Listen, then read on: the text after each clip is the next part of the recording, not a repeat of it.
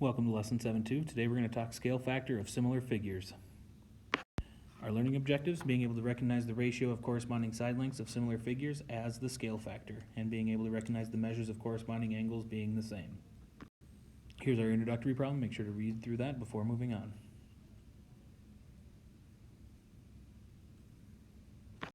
So similar figures are shapes that exist in proportion to each other. They have congruent angles, but their sides are different lengths. Squares, for example, are similar to each other because they always have 4 90-degree angles and 4 equal sides, even if the lengths of their sides differ. Other figures can be similar too if their angles are equal. Let's look at some pairs of similar figures. So this first one here, we know it looks similar because we've got a couple of 90-degree angles and then a 45-45. Okay, so they both have angles that match up. Same thing with this trapezoid here. We've got 55s, 125s, 55. And these last two, we call them kites. You got a 55, a 73, a 122, and a 110. So all of the angles are the same. So we can say that they do appear similar. So in this lesson, we're going to use these relationships to find the measures of unknown sides. So this method is called indirect measurement. So if you'll notice, we've got two similar rectangles here on the top. Okay, we've got one that's got side lengths of 2 and 4, and the other one that's got side lengths of 4 and 8. Now, if you remember from last time, we did corresponding sides. So this side of 2 would correspond to this side of 4. And how we get to there is we would take 2 times 2 to get 4. And that would hold true for all of the corresponding sides. So if we did this side of 4 to this side of 8, to get from 4 to 8, we would do 4 times 2 to get us 8. And that's how we use indirect measurement to find these. Same thing in the triangle here. We've got corresponding sides 2 and 6. To get from 2 to 6, we'd take 2 times 3 to get 6. And that holds true for all of the sides. So if I went from 3 to 9, I would take 3 times 3 to get 9. And finally, 3 to 9, it would be the same. 3 times 3 gets us 9. So what should happen in similar triangles is you should be able to multiply all of the sides of one triangle by the same number to get the sides of the other one, the corresponding sides. So we're going to take a step back to similar figures to understand how indirect measurement works. First, let's make sure we can recognize corresponding parts of similar figures. Similar figures have exactly the same angles. Therefore, each angle in one figure corresponds to an angle in the other. So here, we've got a 50 and a 50. We've got a 100 and a 100, and a 30 and a 30. Okay, so we would say that angle C corresponds to angle R because they're the same. Angle B corresponds to angle Q because they're the same. And angle A corresponds to angle P because they're also the same. We would also use corresponding sides. So if we had the side here, BA, connecting the 100 degree and the 30 degree, it would correspond to the same side between 100 and 30 on the other one. So we would say that BA would be corresponding to QP. Same thing if we took the line between 50 and 100 in one triangle, it would be corresponding to the same line between 50 and 100 in the other. So CB and RQ would be corresponding. And same thing with the last one between 50 and 30. It would be corresponding to the side between 50 and 30 in the other triangle as well. So those ones should have a scale factor to get from one to the other.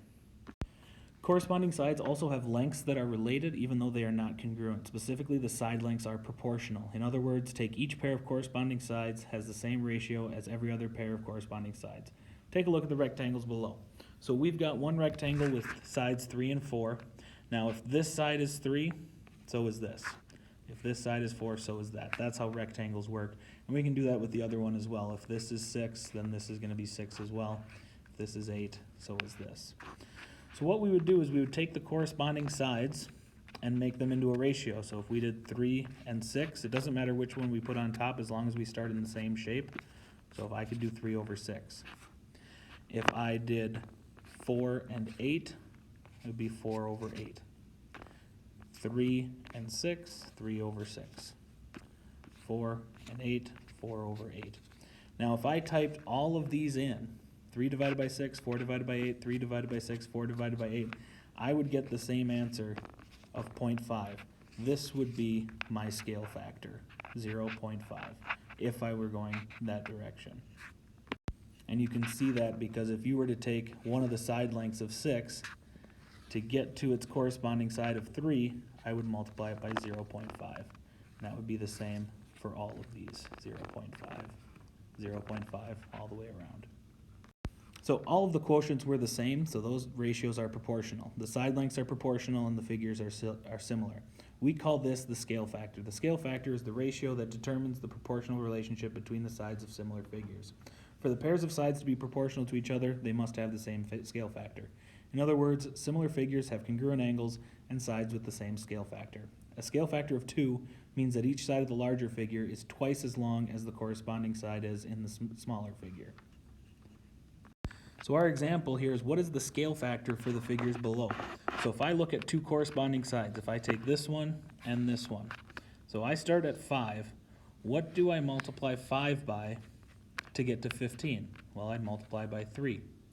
And I have to make sure that's true for all of them. So if I went from 2 to 6, I better make sure that 2 times 3 is 6, and it is. Same thing with to go from 7 to 21. 7 times 3 does give me 21. And for the last side, I've got 5 and 15 again. 5 times 3 would give me 15. So my scale factor here is 3. So I'm going to multiply everything by 3 to get from the smaller to the larger. What happens if we would have written the numbers the other way around? If we had put the measurements in the smaller figure on top and the larger on the bottom, we would have found the scale factor is a third.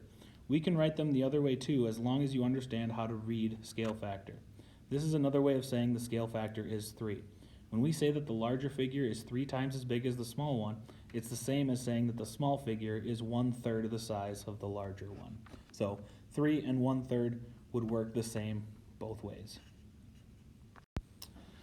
So here we're going to look at each ratio and determine the scale factor. So to determine the scale factor, we just have to divide the top by the bottom. So for the first one, we've got 18 divided by 6 and 24 divided by 8. In both of those cases, I get 3 for an answer. Go ahead and pause the video and do these other two on your own. Make sure you get the same number and then hit play and see how you did. For the second one, for both, you should have gotten a scale factor of 2. And for the third one, for all 3 of them, you should have gotten 5 as your answer. Here we have the end of the introductory problem. Make sure to read through that before moving on. So to review, a scale factor means that all numbers have increased by the same factor. Indirect measurement is a technique that uses proportions to find a measurement when direct measurement is not possible. The scale factor is the ratio that determines the proportional relationship between the sides of similar figures. Similar figures are shapes that exist in proportion to each other. They have congruent angles, but their sides are different lengths. And similar figures have the same angle measures, but different side lengths.